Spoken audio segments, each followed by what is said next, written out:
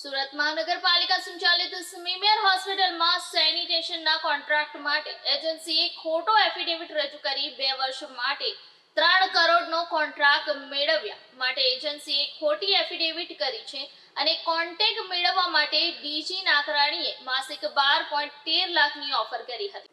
સુરત મહાનગરપાલિકા સંચાલિત સ્મીમેર હોસ્પિટલમાં સેનિટેશનની કામગીરીમાં 2 વર્ષના કોન્ટ્રાક્ટ મેળવવા માટે બીડમાં લોએસ્ટ આવનારી એજન્સીએ પાલિકા સમક્ષ ખોટી એફિડેવિટ કરી દીધી હતી।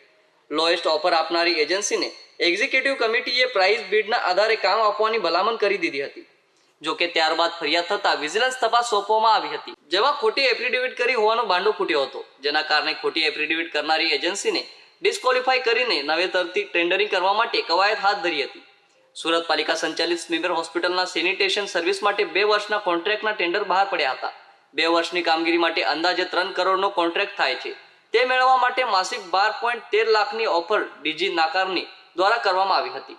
આ સૌથી નીચી ઓફર હોવાથી એક્ઝિક્યુટિવ કમિટી દ્વારા ઓફર સ્વીકારવા માટે ભલામણ કરવામાં આવી હતી। જો કે લોએસ્ટ ઓફર કરનાર એજન્સી ડીજી નાકારણીએ ટેન્ડર માટે ક્રિમિનલ લાયબિલિટી સર્ટિફિકેટની એફિડેવિટ ખોટી કરી હોવાની ફરિયાદ થઈ હતી। આ ફરિયાદ બાદ વિજિલન્સ તપાસ સોંપવામાં આવી હતી।